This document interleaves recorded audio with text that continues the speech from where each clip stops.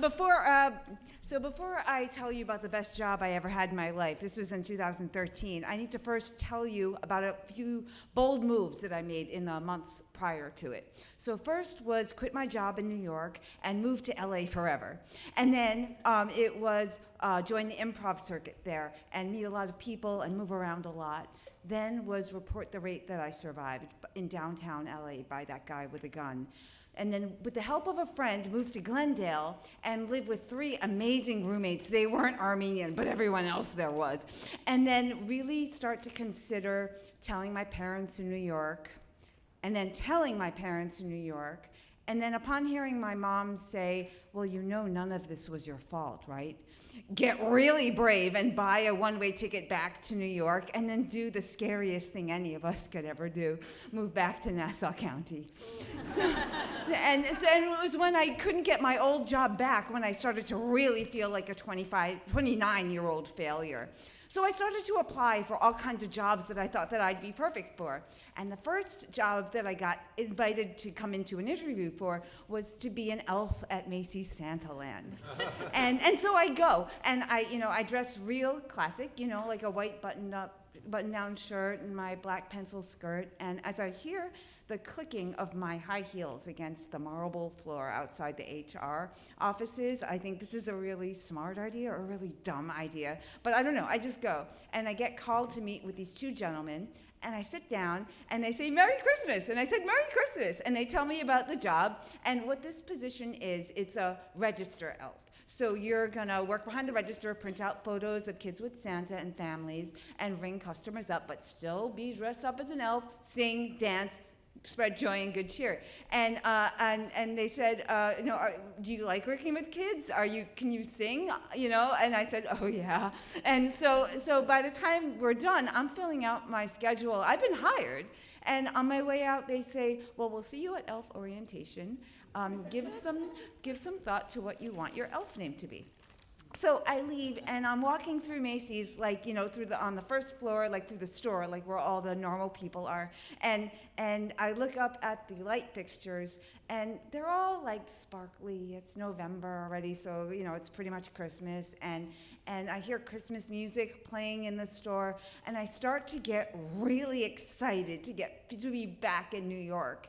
And I say, Anoush, I tell myself, I decided that I'm gonna have a good Christmas this year. I say, Anoush, you're gonna elf your way to the top, and your elf name is gonna be Jelly. It just came to me, and my name, that was actually the name of the improv group that I had in LA, but it's also the translation of my name, not the literal translation, but more like lunchroom slang, So anyway, so when I go to orientation, I'm ready, and I'm welcomed by one of a returning elf. Her name was Prancer, and she introduces me to her friends, Sparkle Flake, Snickerdoodle, Dimples, Storybook, Rising Star, and we're all sitting there handing out pamphlets, and then Santa walks in, and Santa looks good. He looks like Coca-Cola bottle good. And he welcomes us in, and he tells us it's all about the children and how we're here to make dreams come true, and that David Sedaris is entitled to his own opinion. And we learned that the Macy's Thanksgiving Day Parade is there's a function for it. It's Santa's commute from the North Pole to Macy's, where he will live until Christmas Eve, where he goes and does his work. And so where he's going to be now from Black Friday or Thanksgiving on. And then we also go over the rules. We are not allowed to leave Macy's in our elf costumes. We are not allowed to leave Macy's Santaland and walk through the store in our elf costumes. We can't post photos because we are here to create an illusion. We are Macy's. We make magic happen.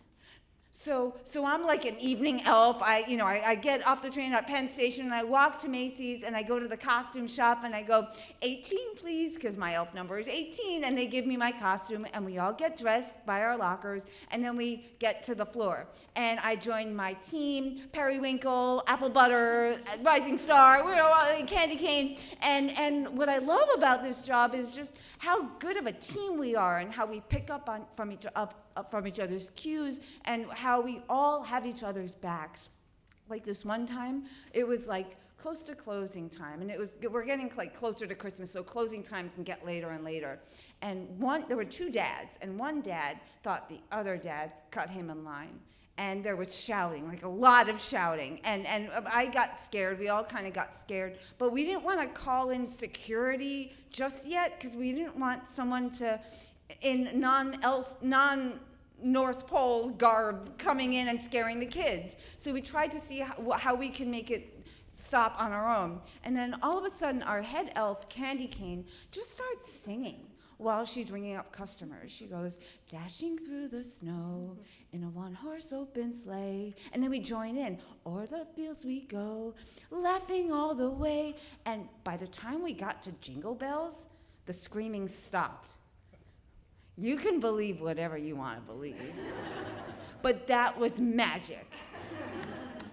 I had the time of my life working at Macy's Santaland, and I've gone back to work several seasons after that. And should you find yourself at Macy's Santaland this year and think you see a familiar face, well, I just want to say no, you are not seeing things.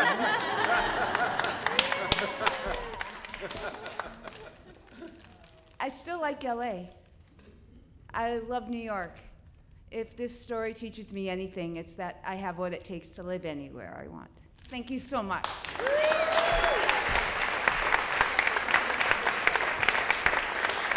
Anoush, Froundjian, everyone.